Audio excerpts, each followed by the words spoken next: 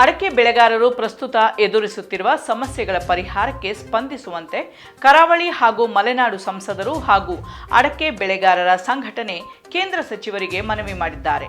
ದಿಲ್ಲಿಯ ಕೃಷಿ ಭವನದಲ್ಲಿ ಸಂಸದರಾದ ವಿಶ್ವೇಶ್ವರ ಹೆಗಡೆ ಕಾಗೇರಿ, ಬಿವೈ ರಾಘವೇಂದ್ರ, ಕ್ಯಾಪ್ಟನ್ ಬ್ರಿಜೇಶ್ ಚೌಟಾ ಹಾಗೂ ಕೋಟಾ ಪೂಜಾರಿ ಮುಂದಾಳತ್ವದಲ್ಲಿ ರೈತ ಪ್ರತಿನಿಧಿಗಳಾದ ಸಾಗರದ ಎಚ್.ಎಸ್. ಮಂಜಪ್ಪ ಸೊರಬ, ಅಧ್ಯಕ್ಷ ಗೋಪಾಲಕೃಷ್ಣ ವೈದ್ಯ ನೇತೃತ್ವದ ನಿಯೋಗವು ಕೇಂದ್ರ ಕೃಷಿ ಸಚಿವ ಶಿವರಾಜ್ ಸಿಂಗ್ ಚೌಹಾಣ್ ರವರನ್ನ ಭೇಟಿ ಮಾಡಿತು.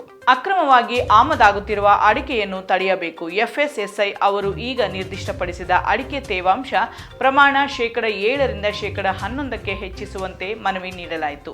ಮೈಲು ತುತ್ತದ ಮೇಲೆ ಈಗ ವಿಧಿಸುತ್ತಿರುವ ಜಿಎಸ್ಟಿಯನ್ನು 15% 5% ಇಳಿಸಲು ಆಗ್ರಹಿಸಲಾಯಿತು. ಕೃಷಿ ಸಚಿವರು ಎಲ್ಲ ಸಮಸ್ಯೆಗಳನ್ನು ಆಲಿಸಿ ಸಕಾರಾತ್ಮಕವಾಗಿ ಸ್ಪಂದಿಸಿದ್ದು, ಅಡಿಕೆ ಬೆಳೆಗಾರರು ಪ್ರಸ್ತುತ ಎದುರಿಸುತ್ತಿರುವ ಸಮಸ್ಯೆಗಳ ಪರಿಹಾರಕ್ಕಾಗಿ ತೀವ್ರ ಗಮನ ಹರಿಸುವ ಭರವಸೆ ನೀಡಿದರು.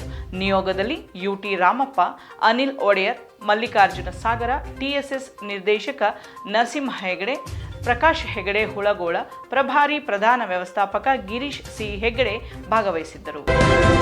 ದಿನಾಂಕ 5/12/2024 ಮಾನ್ಯ ಮುಖ್ಯಮಂತ್ರಿಗಳಾದ ಶ್ರೀ ಸಿದ್ದರಾಮಯ್ಯನವರು ಹಾಸನದ ಸ್ವಾಭಿಮಾನಿ ಸಮಾವೇಶಕ್ಕೆ ಆಗಮಿಸುತ್ತಿರುವ ಹಿನ್ನೆಲೆ ಪೂರ್ವ ಸಿದ್ಧತೆಯ ಬಗ್ಗೆ ಸಚಿವ ಮಿತ್ರರಾದ ಎಚ್.ಸಿ. ಮಹದೇವಪ್ಪನವರು, ವೆಂಕಟೇಶ್ ಅವರು ಹಾಗೂ ಶಾಸಕರಾದ ಯತೀಂದ್ರ ಸಿದ್ದರಾಮಯ್ಯನವರ ಜೊತೆ ಕೆ.ಎನ್. ರಾಜಣ್ಣನವರು, ಸಹಕಾರ ಸಚಿವರು ಸ್ಥಳ ಪರಿಶೀಲನೆ ನಡೆಸಿ ಕಾರ್ಯಕ್ರಮಕ್ಕೆ ಆಗಮಿಸುವ ಜನಸಾಮಾನ್ಯರಿಗೆ ಯಾವುದೇ ತೊಂದರೆಯಾಗದ ರೀತಿಯಲ್ಲಿ ಮೂಲ ಸೌಕರ್ಯ ಕಲ್ಪಿಸುವುದು ಹಾಗೂ ಇತರೆ ಪ್ರಮುಖ ವಿಚಾರಗಳ ಬಗ್ಗೆ ಚರ್ಚಿಸಿದರು. ಈ ಸಂದರ್ಭದಲ್ಲಿ ಲೋಕಸಭಾ ಸದಸ್ಯರಾದ ಶ್ರೇಯಸ್ ಎಂ ಪಟೇಲ್ ಅವರು, ಶಾಸಕರಾದ ಶಿವಲಿಂಗೇಗೌಡರು, ಮಳವಳ್ಳಿ ಶಿವಣ್ಣನವರು, ಜಿಲ್ಲಾ ಕಾಂಗ್ರೆಸ್ ಅಧ್ಯಕ್ಷರಾದ ಲಕ್ಷ್ಮಣ್ ಅವರು ಸೇರಿದಂತೆ ಮಾಜಿ ಶಾಸಕರುಗಳು, ಮುಖಂಡರುಗಳು ಉಪಸ್ಥಿತರಿದ್ದರು.